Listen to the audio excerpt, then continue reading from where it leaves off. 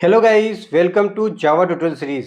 Guys, आज इस lecture के इनसाइट हम जावा में इंट टू स्ट्रिंग कन्वर्जन के ऊपर डिस्कस करेंगे, जिसमें हम इंटीजर टाइप की वैल्यू को स्ट्रिंग टाइप की वैल्यू में कन्वर्ट करना सीखेंगे। इस टॉपिक को बेटर तरीके से समझाने के लिए हम आपको एक प्रोग्राम बनाकर समझाएंगे।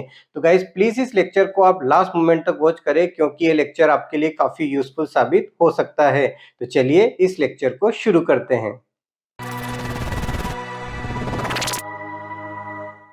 और बात करते हैं इंट टू स्ट्रिंग कन्वर्जन की। इंट टू स्ट्रिंग कन्वर्जन में इंटीजर टाइप की वैल्यू को स्ट्रिंग में कन्वर्ट किया जाता है। इसे इंट टू स्ट्रिंग कन्वर्जन कहा जाता है। अगर आप इंट टू स्ट्रिंग कन्वर्जन करना चाहते हैं तो जावा के पास 3 मेथड्स अवेलेबल हैं। सबसे पहला मेथड होता है वैल्यू ऑफ मेथड, ये स्ट्रिंग नेम की क्लास के इनसाइट होता है। दूसरा मेथड होता है टू स्ट्रिंग मेथड, जो कि इंटीजर नेम की क्लास के इनसाइट होता है। तीसरा मेथड होता है फॉर्मेट, जो कि स्ट्रिंग नेम की क्लास के इनसाइट होता है। अब एक एग्जांपल बनाकर समझने की कोशिश करते हैं। यहां पर 100 एक इंटीजर टाइप की वैल्यू है, जिसको हमने x नेम के वेरिएबल में पास किया है। अब सबसे पहला मेथड मैं यहाँ पर यूज करने वाला हूं, जिसका नेम है वैल्यू ऑफ मेथड। यहां पर मैं स्ट्रिंग नेम की क्लास से कॉल करूंगा वैल्यू ऑफ मेथड को, और यहाँ पर ये जो वेरिएबल है x, इसे मैं पास कर दूंगा। ये वैल्यू ऑफ मेथड इस x की वैल्यू को स्ट्रिंग में कन्वर्ट कर देगा। तो हम यहाँ पर इस वैल्यू को स्ट्रिंग टाइप के वेरिएबल में असाइन कर लेंगे। तो मैं यहाँ पर इसे y नेम के वेरिएबल में असाइन कर लेता हूँ। स्ट्रिंग टाइप में कन्वर्ट करने से मतलब ये है कि अभी 100 इस तरीके से है। जब ये स्ट्रिंग में कन्वर्ट हो जाएगा तो ये इस तरीके से ड्यूअल कोट के इनसाइड आ जाएगा, इस तरीके से। तो बेनिफिट क्या होगा यहाँ पर? बेनिफिट ये होगा कि अगर स्ट्रिंग टाइप में अगर ये कन्वर्ट हो गया और अगर हम इसको प्रिंट करवाएंगे और उसके साथ अगर हम एडिशन करना चाहेंगे तो वो एडिशन ना होते हुए कॉन्केटेनेशन होगा। मैं बता देता हूँ आपको। यहाँ पर प्रिंट करवाने के लिए मैं यहाँ पर system.out.println स्टेटमेंट यूज़ कर रहा हूँ, और यहाँ पर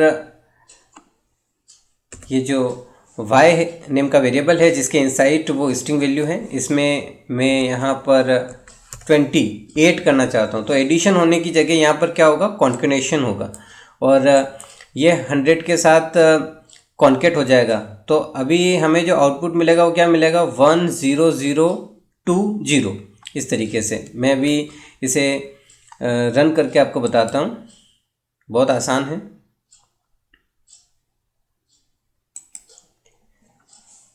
तो यहाँ पर आप देख सकते हैं, यहाँ पर क्या हुआ है? कॉन्केटेनेशन हुआ है। और अगर आप एडिशन करना चाहते हैं तो आप इंटीजर वैल्यू के साथ ही कर सकते हैं। तो यहाँ पर मैं y की जगह अगर x रख देता हूँ तो अभी इसका जो आउटपुट आएगा वो आएगा 120।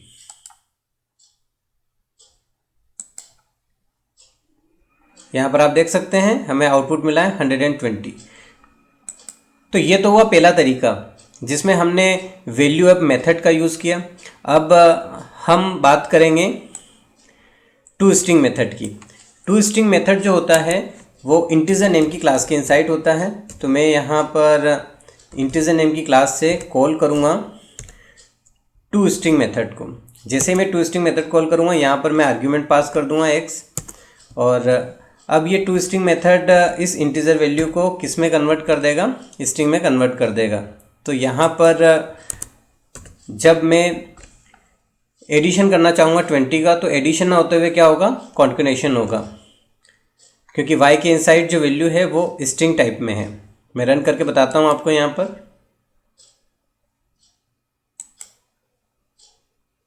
आप देख सकते हैं, यहाँ पर हमें आउटपुट मिला है 10020। तो यहाँ पर ये जो ऑपरेटर है ये कॉन्केटेनेशन ऑपरेटर का काम कर रहा है, बाइनरी ऑपरेटर का काम नहीं कर रहा है। चलिए आगे बढ़ते हैं, और अब हम बात करते हैं तीसरा मेथड का, जो कि है फॉर्मेट मेथड, और ये स्ट्रिंग नेम की क्लास के इनसाइट होता है। इसका यूज़ किस तरीके से किया जाता है वो देख लेते हैं। हम यहाँ स्ट्रिंग नेम की क्लास से कॉल करेंगे फॉर्मेट नेम की मेथड को, क्योंकि एक स्टैटिक मेथड है।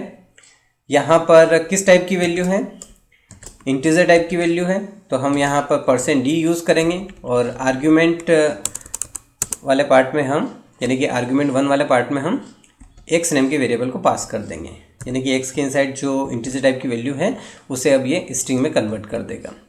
अब हम रन करके देखेंगे तो यहाँ पर भी एडिशन ना होते हुए क्या होगा, कॉन्केटेनेशन होगा और हमें आउटपुट क्या मिलेगा, 1 0 0 2 0।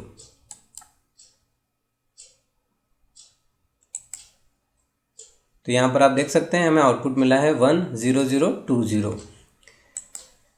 तो डियर फ्रेंड्स, इस तरीके से आप जावा प्रोग्रामिंग के इनसाइड इंटीजर टाइप की वैल्यू को स्ट्रिंग टाइप की वैल्यू में कन्वर्ट कर सकते हैं। तो डियर फ्रेंड्स, आज के इस लेक्चर में हमने डिस्कशन किया इंट टू स्ट्रिंग कन्वर्जन के ऊपर। आई होप कि आपको लेक्चर बहुत अच्छे से समझ में आया होगा। मिलते हैं नेक्स्ट लेक्चर में, तब तक के लिए बाय बाय।